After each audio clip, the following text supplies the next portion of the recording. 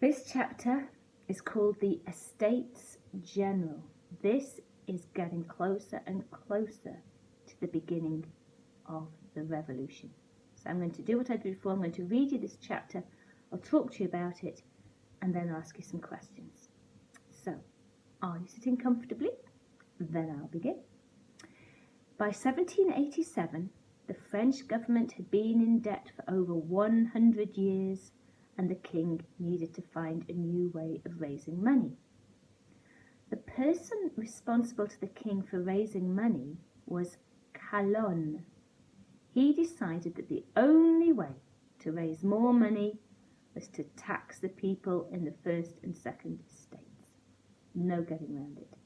Are they going to like that? I don't think so. Calonne's idea was that people should pay tax depending on how much land they owned. People who owned more land would pay more tax. Obviously, this was not popular with the people in the first and second estates. They were not used to paying taxes and they did not want to start now. Calonne called a meeting of members of the first and second estates. This meeting was called the Assembly of Notables. He hoped that they would see how badly the king needed the money and agree to pay tax. Instead, they said that such a tax could only be agreed by people from all the estates, the first and second and third estates meeting together. This meeting would have been called the Estates General, and it hadn't met in 170 years. The king was angry. He told the Assembly of Notables to stop meeting. He replaced Calonne with a man named Brienne. Brienne knew that if the new tax was ever going to work, he had to get the agreement of the Parlement of Paris. This was the Paris Law Court, and it was controlled by nobles. Like Calonne, Brienne was soon in trouble. The Parlement of Paris refused to agree to the new tax. Well, of course they did. They're nobles. They're not going to agree to pay taxes themselves, are they? They too said that only the Estates General could agree to such an idea. And the angry king dismissed the members of the Parlement. He did that with the Assembly of Notables. He sent them home because he didn't like their answer. And now he doesn't like what the Paris Parlement have said, so he's sending them home too. Things were getting desperate. The king needed money badly. In the country, people were very unhappy.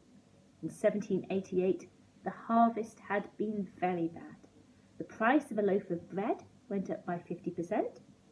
There were riots, and the country was becoming impossible to run. At last, the king gave way. He had no choice, and he called a meeting of the Estates General. The king hoped that this meeting would help him raise money. However, some of the people who came to the Estates General had plans of their own. These were middle-class people from the Third Estate, such as lawyers, teachers, and bankers. What do we call that? What's the word beginning with B to describe those middle-class people in the Third Estate? And they wanted a say in how France was governed. Just think about that, Alex. These are the people who've been sick to death of being shoved in with the peasants in the Third Estate. They're rich, they're successful businessmen. They want a say in how government is run. So when the king says, "Give me some money," they said, "Not until you let us have a say." Who's going to give in? The Estates General met in 1789. The middle-class people, you know who they are, demanded a share of power. They demanded a constitution. This was a set of rules which said how the country should be run. Even the king would have to obey these rules. Now, think back to what we've learnt about the kings of France. They were absolute monarchs who could do whatever they want, whenever they wanted. Do you think they were going to agree to make rules for the country that they would have to obey themselves? I don't think so. Many of these ideas were opposed by the king and by the richest members of the First and Second Estates. So, what would the king try to do? Have a think. What did he do to the Assembly of Notables? He sent them home. What had he done to the Paris Parliament? He'd sent it home. So now he went to the Estates General because he wanted to send them home.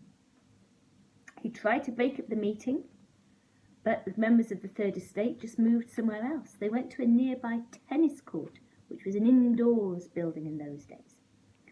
And they made a promise, they made a pledge not to go home until France had a constitution. They called themselves the National Assembly.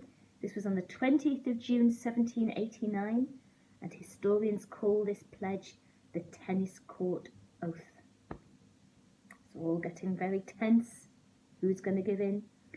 Have a think of these questions and find me and tell me the answers. The Assembly of Notables and the Third Estate both opposed the king, but they had different reasons for doing this. What were those reasons? If you're not sure, rewind me and listen again. Now explain how each of these reasons could cause trouble for the king.